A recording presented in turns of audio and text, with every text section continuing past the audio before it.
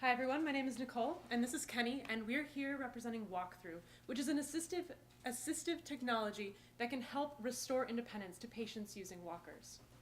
There are many genetic and rare diseases that affect mobility of patients. Some of these include ALS, Huntington's, thank you very much, and muscular dystrophy. These patients, throughout the course of their disease, have to use many assistive technologies, one of which is the walker, which is very well designed for many things. However, it does have a drawback. It's very difficult to go through self-closing doors, which we encounter in daily life so often.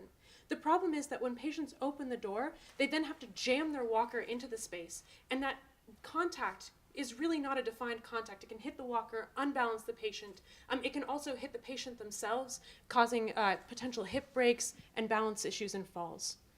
As you can see here, patients who struggle opening doors have some areas of contact that are particularly problematic.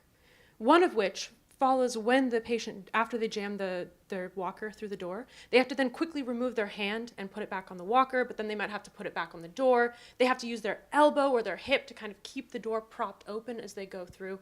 And this can cause all sorts of issues, which the walk-through resolves. The walk-through allows many points of contact along the door, and you know exactly where the door is going to gently touch now. It allows them to slide through and protects the individual as they're going through. So the walk-through is actually a removable device that attaches to the walker, which allows people to glide through doors easily and removes the danger of passing through doors and increases independence for people using a walker. I can demonstrate that removability right now. It's very simple. You just take it off, and you can apply it to either side of your walker, or you can have two. Now, currently, there are many individuals who need assistive technology to walk or to move around. A lot of these individuals are individuals with rare genetic diseases, but there are also a growing population of elderly individuals who use walkers as well.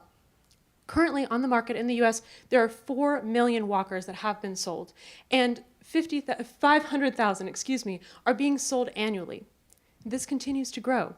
And if we price our units as $50, we then have a total addressable market of 200 million initially, with 25 million annually.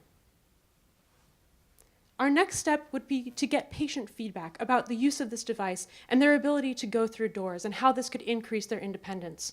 We then want to modify our second generation prototype, which we have an image of that we've have a CAD image of. Now, this device we'd love to work on further and would love the additional resources with which to do so. With that, we really want to emphasize how exciting and awesome it was to participate in this hackathon. Thank you to Mount Sinai and all the individuals that made this possible, and shout out to the walk-through team for being so awesome. We really hope to increase the mobility of patients. Thank you guys very much, and we'd love to take your questions.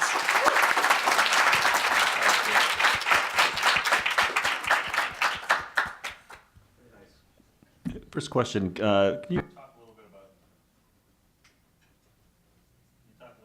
about the other sort of competing technologies in the space? Is this the first thing? Yeah, that's a very good question. I have a slide pulled up for that. So currently, one of the competitors are working on, they recognize this problem where patients at home have difficulty opening their own doors with a walker and walking through. So they made a product that opens the doors automatically. But that technology only applies in-house. So when the patients go outside, they don't have that benefit anymore. So our device is aimed where when patients go outside, when they go to a cafe, when they go through buildings like Mount Sinai, when the door is closed, they can access external doors without having the automatic device. And we've done prior art searches, and we found nothing of the sort. There's no walker attachments. There are few iterations of the walker, but not targeted to help patients move through doors. So I'm just curious, 2 quick business-related questions. Yes. So where did you come up with the $50 price point, and how does that compare to the price of a walker? And is this a one-time purchase? Is there any chance for, say, a recurring revenue after somebody buys this from you? Mm-hmm. So a current walker costs about $140 from the hospital, and usually it's covered in part by insurance. And so we had to price it lower than the walker itself, for sure. And right now it costed us about $35 to produce the prototype. At scale, we estimate that it would cost about $5 to $10 to produce one. And so $50 seemed reasonable. You have a 5 times difference between production and selling point, but also it's a third of the price of a current walker.